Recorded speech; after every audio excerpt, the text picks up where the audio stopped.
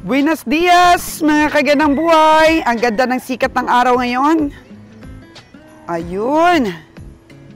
Ano ba ang kaganapan sa ating kubo ngayon, mga kaganang buhay? Uy, busy ang ating mga kabiyahe. Kompleto po sila. Kompleto na po kasi ang ating mga hayop na ilo-loading, mga kaganang buhay. Kaya tingnan po natin yung mga baka ni Kabiyahing Winnie at Kalabaw. 24 heads po yung pinick up namin kagabi. Doon po sa lugar nila. At natapos po kami alas 12 ng umaga. Oh no! Tingnan natin yung mga baka niya, silayan po natin.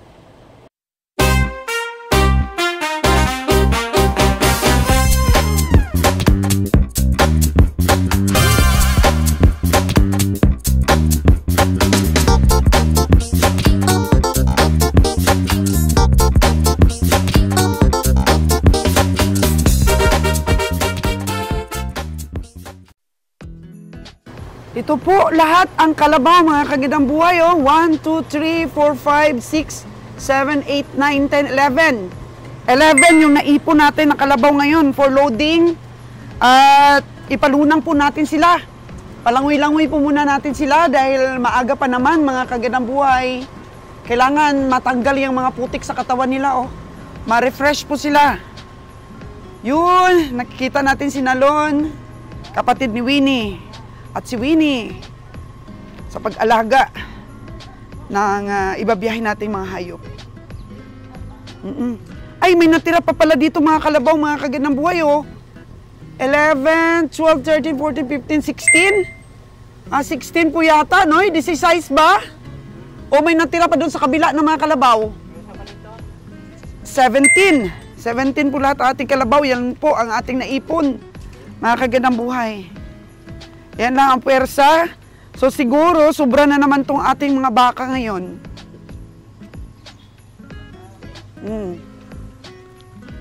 Mahirap po ulan at maputik po tayo. Kabiyahing Roger, good morning! Si Kabiyahing Roger. Yun, papalunang muna natin ang ating mga Kalabaw. Oo. Si Brownie, mga kagandang buhay, maagang-maaga pa. Puti ka na.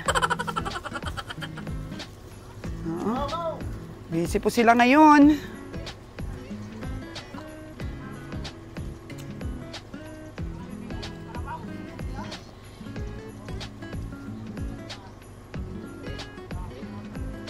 Arangkada na ang ating biyahe.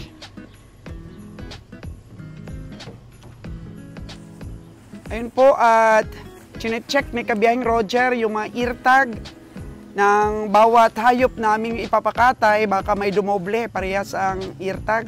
Mahirap ba, Kabiyahing Roger, kung may doble ang ear-tag? Yes, oo. Mahirap yan kasi hindi ma-determine. Oh no! Nanginginain lahat,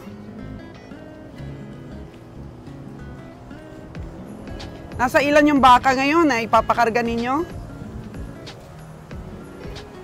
35.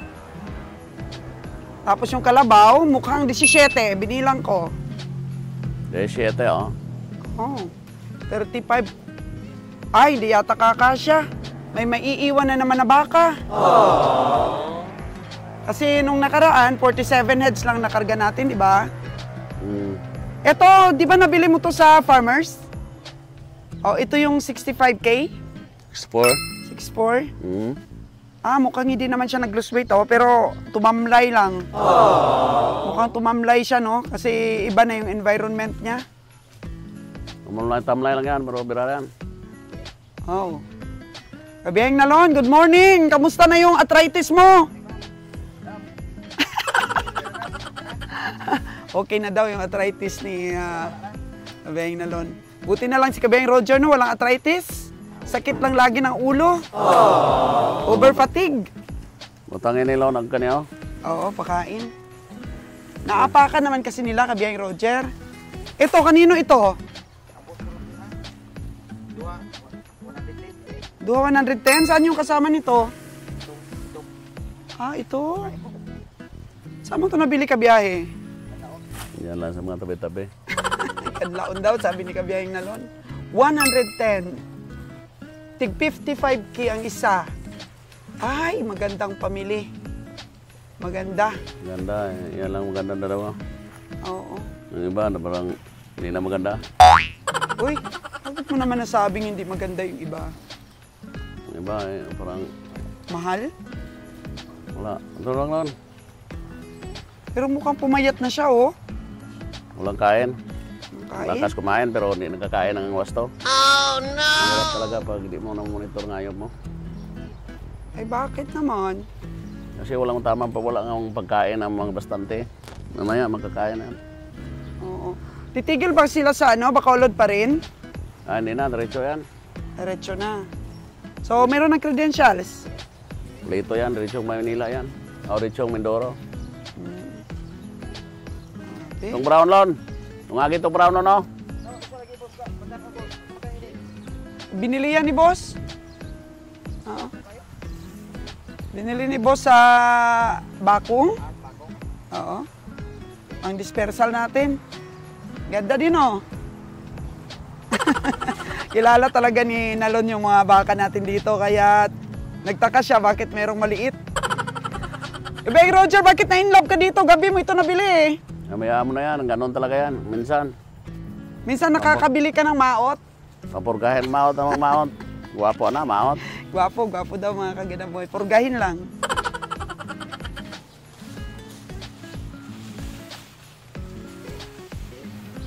So sana kayo si Kebeng Winnie at Hindi na na. Hindi na na. mamaya na lang po mamaya na, pag-loading puta. Last mga na kagandang dito. buhay. Tanungin natin si Winnie sa mga presyo ng kanyang mga nabili. Mga presyong bukid niya. Eh, hugasan natin itong elpo. Kuha tayong kumpay. Lagay mo lang muna dyan. Dagdag na lang yan dito sa... Ito, dagdagin, no? Malaki, walang kain. Yan, kainin mabuti yan. Kulang daw sa pagkain, sabi ni Kabiyahe. Pero ang laki pa rin ng perna, Kabiyahe, ha? Wow! Laki pa rin ng perna niya.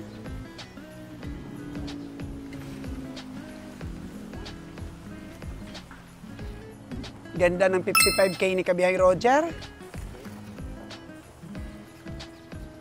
Pakainin yung gawin ng mga baka karon. Tanan, baklag ko para mila eh. Ito kay Kabeng Winnie lahat? Magkagabi lahat yan? Sa kanya yan? Wow! Mukhang may maliit siyang isa, oh.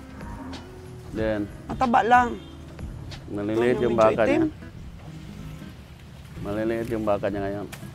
Oo nga, medium sizes yung mga baka niya ngayon. May payat pa dun banda, oh. Then, Ayan, oh. hindi sa akin yan. Sa'yo yan? Nung nakaraang araw po, mga kagandang buhay, medyo nabakante po yung oras natin, kaya nagkaroon po ako ng time na manguha ng bato dito. Oh.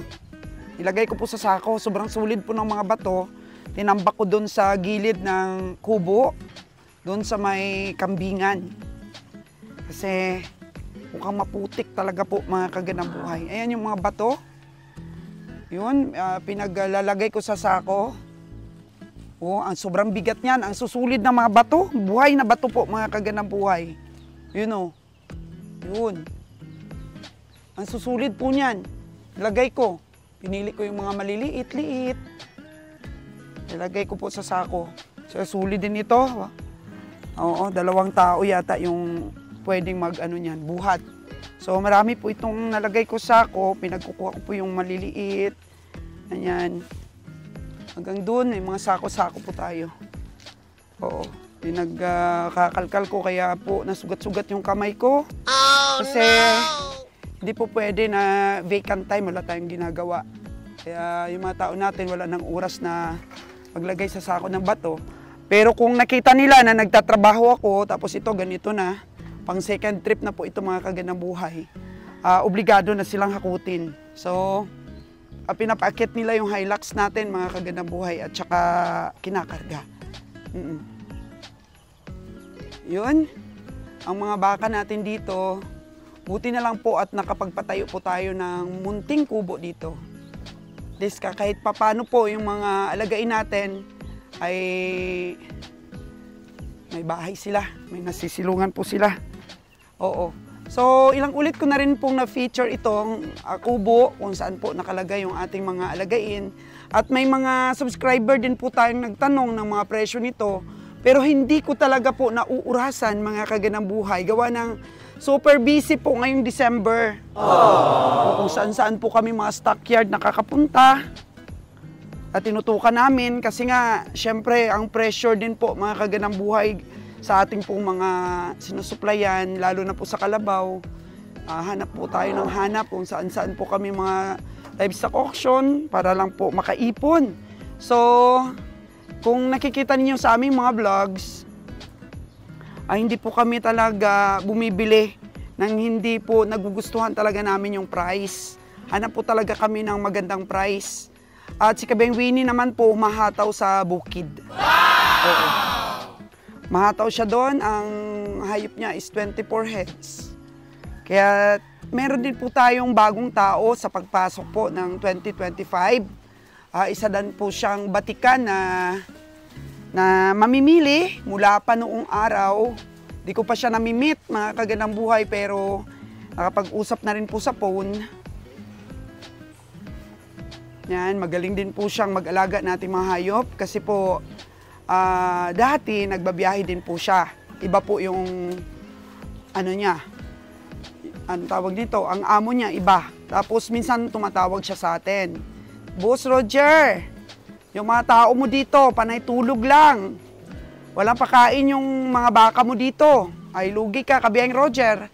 Eh paano nga po, mga kagandang buhay, mga abusado po yung mga una nating tao noon. Yung mga natira po ng mga tao natin, na training din po nila. Dito napaka-transparent ko po sa aking mga sinasabi para po sa huli bang mga generation na magka-negosyo ng ganito, ay hindi lang po natin saklaw yung pamimili ng hayop. Saklaw din po natin talaga mga kaganaboy yung makakuha tayo ng tao talaga na ilalaban ang negosyo natin. Hindi po yung alagaan natin o hindi ang mahayop, maubos naman katayan. Para silang pakialam kung naalagaan ba nila na maayos para wag pong mag-lose weight. Hindi po mag-lose weight ang ating mga alaga para wag malugi ang amo nila. Basta matrabaho lang nila, yun lang. Walang concern. So sabi nga ni Michael, kailangan nating maghanap. Revise po natin this 2025 talaga. Oo. So yan na po yung mga alagain natin. Sasagutin ko po ang inyong mga inquiries dito. Oo. 2025 na. Sorry po sa mga nag-inquire na hindi ko masagot-sagot ba. O tungkol dito sa ating mga alagain, mga upgraded natin. Nakita nyo po sa stockyard, mga kagandang buhay, wala naman po sa kulay talaga yung pag-aalaga ng hayop. Lumalaki po sila basta maganda po ang genetics. Purgahin po natin ulit ito. Sila. Kasi nung nakaraan nandito si Ron, pinurga niya po lahat ito. So next month po ulit, purgahin natin. Ganda na nila oh. Wow! Ito may nag-inquire na nito, mga kagandang buhay. May nag-inquire na sa kanya. Oo. Pero wala pa po siyang presyo. Lalaki po ito. Lalaki. Lalaki din po ito. Lalaki ba? Tingnan natin doon sa likod. Madali natin ma-determine kung lalaki o babae. Diba? Yun. Ang katay din po ito. Hay, ang dumi nila mga kagandang buhay. Hindi pa sila nakaligo. May lalaki, may babae. Ang dumi nila.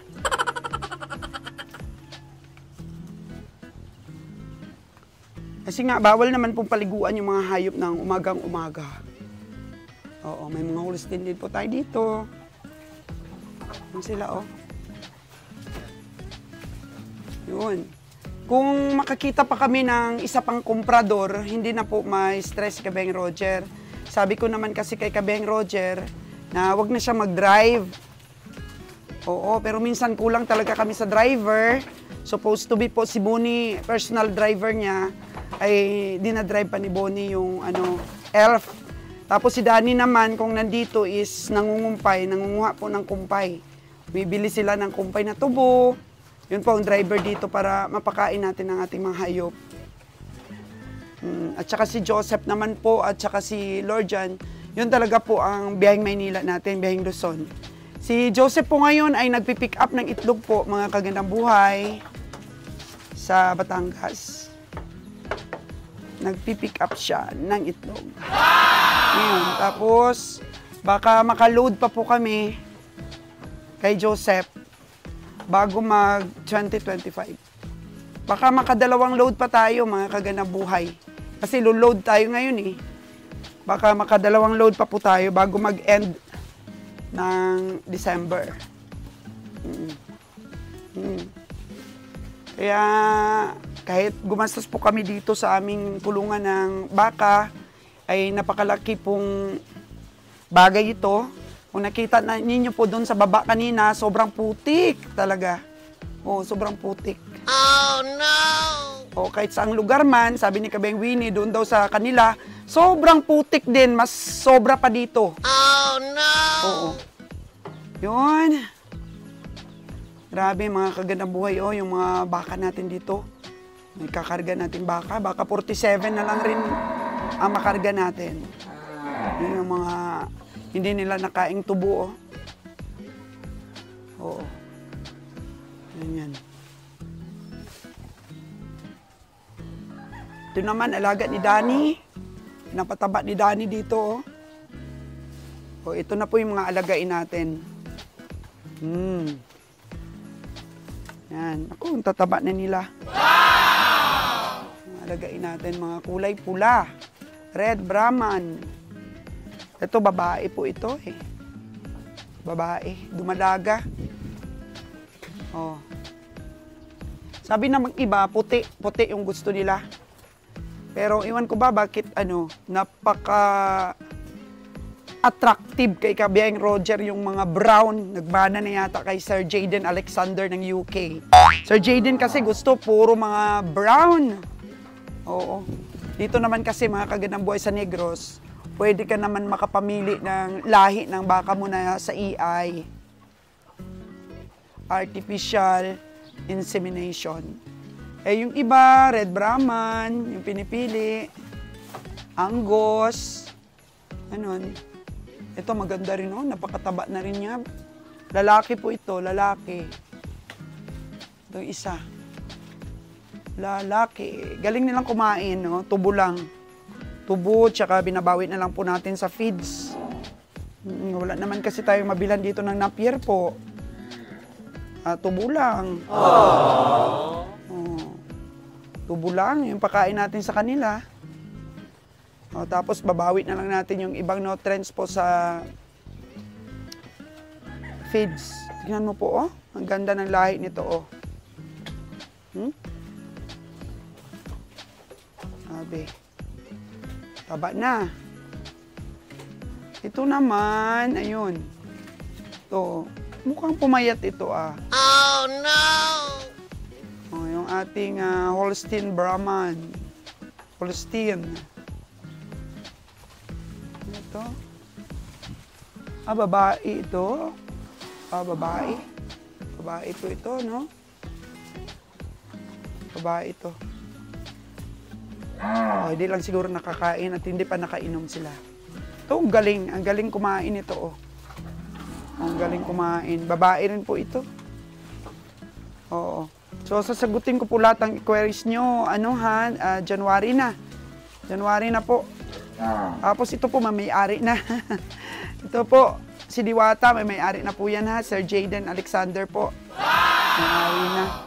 Kasi di ko po talaga binitawan ito dahil namatay po si Jordan. Oo, para wag naman po kami malungkot. Namatay po yung baka niya, si Jordan. Kaya mula pa ng baby pa ito, nasubaybayan po ito ni Sir Jaden. Galing po ito sa DA. Yung inahin po na kasama niya sa pagbili namin is na ipakatay na. Napakagandang baka po ito si Diwata. Anak ni Diwata po, mga kagandang buhay. Ha? Grabe. Napakaganda. Taas ng genetics. Mga tenga pa lang po, oh. So, Yun. Laki na talaga niya. Tsaka alaga-alaga po sa purga. Ito, iwan ko, babae yata to, lalaki. Ang dumi kasi nila. Ang ganda din po ito, mga kagandang buhay, yung puti. Oh, ang laki din ng tinga. Dami ng po dispersal dito sa Kabihang Roger. Mas nadadagdagan pa po. Kaya gaya ng brown kanina na yon.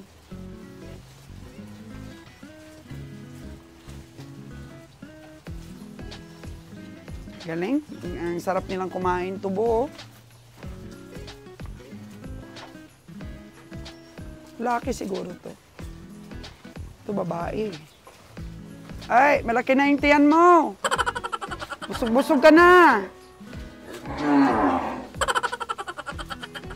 Busog ka na, busog.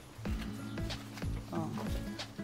Diba, kaganda naman talaga yung mga brown. Tingnan niyo po yun, oh, yung pagkatay natin na brown. Oh, 'di ba brown din, lumaki din. Wala naman sa kulay po 'yan eh. Kung gusto niyo pong magpatining or maghanap ng pang-upgrade po sa inyong hayop. Kaya yun, may mga brown doon, no? Ang mga bagong bili ni Kabihang Roger. Silky gold. Mga silky gold po ang kulay nila. Napaka-attractive ni Kabihang Roger sa mga ganyang kulay. Ito naman, ang kulay niya parang burgundy. Parang burgundy po siya. May ano talaga nito, may nagtanong. Rexel ba yon ang pangalan? Sir, January na kita sasagutin ha, para si Kabe kasi kapag ka dito sa taas, sabi ko, vlogs tayo, anuhan mo ng presyo. Sabi niya, wala pa akong oras dyan. Wala pa akong oras. Sabi ko, para naman, mamay na yan ng mga, natin, subscriber natin. Sabi niya, wala pa akong oras dyan. Saka na lang. Sabi niya. Kasi, uuwi sana, ang laki talaga ng gusto ni Kabihang Roger, kawawa nga eh. Umuwi po muna dun sa bahay para sabi niya, excited na ako sa papagawa natin meat shop. Magsi-sit up na ako. Kailangan, pag first week pa lang ng January, maayos na kaagad yung ating permit. Sabi niya. Tuloy-tuloy na siguro ito mga kagandang buhay. Tsaka ako po magtututok sa marketing. Mga resort hotel po yung amin talagang titirahin ito. Oo, pero malaki rin po siguro ang puhunan kasi sa mga hotel po, mga kagandang buhay is utang. So, unahin ko po talaga siguro mga restaurant. Oo, yung mga tendera din. Sana po pagpalain tayo ng Diyos, mga kagandang buhay, sa ating planong ito. Oo, kasi kung nakaya ng iba, dapat yun po ang mindset natin. Kung nakaya ng iba, kakayanin din natin. Oo. Kasi new ventures po ito sa negosyo, mga kagandang buhay eh. New ventures pa ito, pero mas lamang po ako, mas lamang po kami kasi may mga existing stores na, kilala na yung stores natin, madali na lang ba mag-market? Kasi, Soltida pala, ganyan, pag nag-market kasi kami ng eggs, rice, ay pag nasabi ba na, ay, Soltida, okay, yung ganun ba? Yung may tiwala na yung tao na good quality po yung ating mga items or yung ating goods, at saka may good price po, mga kagandang buhay. Wow! Medyo lamang po tayo doon. Tapos, siyempre, medyo marami na tayong kakilala, eksperyensyado na po tayo sa marketing. Pero nakakakaba pa rin, di ba? Kasi hindi pa natin na subukan. Sabi ko, isip-isipin lang natin. Sabi ko, mukhang mahirap, no? Sabi ko, kasi wala tayong idea, di ba? Maghanap tayo ng butcher natin, maghanap tayo ng taga-hiwa natin. Yun. Basta competitive lang po talaga na price ang ibigay natin po, mga kagandang buhay. Kaya, tuloy-tuloy na siguro ito, mga kagandang buhay. Pero sa pamilya natin, this 2024, balikan po natin, mga kagandang buhay, meron tayong kukuning tao. Maghanap po tayo, mga kagandang buhay, kung kailangan natin magpalit ng mga tao. Kasi meron na po kasing matitigas ang ulo. Oo, nahihirapan na po. Yung nilalagay po natin na manager nila, hindi na nila sinusunod. Oh, no! Eh kung si Manager Bio po at saka si Manager Darren, pagkatao po na hindi marunong sumunod sa mga instruction nila, ay wala na yan. Wala na yan. Tinatanggal na yan sa team. Kasi ang sabi ng dalawang manager ko, kapag kinonsinti nila yan, lahat yan ng matitinong tao ay gagayahin na. Masisira po ang diskarte. Oh, no! Kaya wala. Tatanggalin na po yung mga tao na hindi marunong sumunod sa leader po na nilagay mo para mag-lead sa team. O hindi na sila marunong sumunod, matigas ng ulo, ang hirap gisingin sa umaga, walang concern sa ating biyahe, basta lang magawa lang nila yung kanilang trabaho ng kahit hindi maganda, okay na, eh tanggalin na natin yan mga kaganang buhay. Lalo na po yung gumagamit po ng agwa di pataranta. Laging umiinom sa oras ng trabaho, pagkatapos ang hirap gisingin kinabukasan para sa kumpay. Oh, no! Ang daming tao po na nangangailangan ng trabaho. Paano mo nga po sila bigyan ng mga pagpapala kung nakita mong hindi naman karapat-dapat? Ano mo sila mamahalin kung hindi naman sila worth sa pagmamahal mo? Eh hindi nga nila minamahal ang trabaho nila. Ayun po yan mga kaganang buhay. Kaya mag-meeting po kami. Actually, kung mangako sila, bigyan pa natin ng chance. Bigyan pa natin sila ng chance. Mga kaganang buhay na baguhin yung mga ugali nila. Kung saan sila tumagalas sa trabaho ay saka pa tayo magkukonsumisyon. Yung iba, wala na. Gustong bumalik. Hindi na pinapabalik. Pag nawala ka na sa team, tsaka pangit yung performance mo, bakit ka pa babalikin? Hanap ka na ng ibang amo. Diba? Laki ng bakang ire. Hanap ka na ng ibang amo mo. So, yan po mga kaganang buhay ang ating update sa ating mga alaga. Di ba nakaka-inspire? Ganito po karami, oh. Ganito po kasimple yung inyong kubo. Magkano lang naman po ang gastos nito, mga kaganang buhay? Ganyan lang. Tapos mag-alaga ka ng ganito karaming patining. Oh. Tapos yung pinapakain namin sa kanila is copra meal and then ipa ng mais. Sa Iloilo po kami kumuha ng ipa ng mais. Nasa 700 per sack yung bili namin. Noong nakaraan, 650 lang po. Ngayon, 700 na. Kasi siyempre may patong pa yung naghanap. Hindi naman po kami direkta. Yun po ang pinapakain namin. And then, tubo. Yun sana, napier sana. Kaso lang, wala naman tayong pagkukunan. Ngayon, lalaki din nila. Kaya, relax pong ating mga baka. Pagka may bahay sila. Magpagawa pa nga sana kami ng isa pang kubo. Kaso lang, may-ari ng lupa, maligalig din. Kaganang buhay, no? Ganon, yung mga tao ko nasasanay na sa akin. Prangka talaga po tayo magsalita. Mabait tayo pero prangka po, mga kaganang buhay. Ayun tayo eh. Kanya-kanya naman pong ugali ang bawat tao po, mga kaganang buhay. Meron naman pong sa loob lang ang kulo. Ayoko nung ganun. Kunwari tatahimik-tahimik pero patalikod ang kulo. Oh, no! Ayoko, gusto ko bumbahan ka agad. Kung galit ka, galit ka. Para maayos natin kung ano man ang reklamo mo. Sabi nga ng mga anak ko, si Mama, strong personality. Pero siyempre may mga kahinaan din tayo. Basta kayang-kaya natin, carry lang natin mga kaganang buhay. Lalo na po dito sa negosyo, kailangan taas talaga ng pasyensya mo dito. Kaya, yun. Thank you so much talaga mga kagandang buhay ha. Magti 3 years na tayo. Tapos, this coming 2024, meron na naman tayong bagong journey. Ang dami naming project. Yeah! Kaya, yung purpose lang talaga ng vlogging ko. Kaya, lagi ko po kayong ini-inspire. So, mag-itikan po tayo. magkambingan, tsaka meat shop, mag-restaurant, mga kagandang buhay. Ano kayang mangyayari sa 2024 natin? Sana kasama ko pa rin kayo, mga kagandang buhay. At makakuha din kayo ng, syempre, magandang idea para makapag-umpisa rin ang business ninyo. Meron nga nag-i-invite sa akin, mga kagandang buhay, na sana, Souls, mag-meet up tayo at mabisita mo yung aming store inspired by you. Sabi ko, wow, libre kita pamasahe sa airplane kung gusto mo. Ganon, wow. Sabi ko, sige, kung magkaoras po ang kagandang buhay ninyo, dala na lang po, pasyal-pasyal din.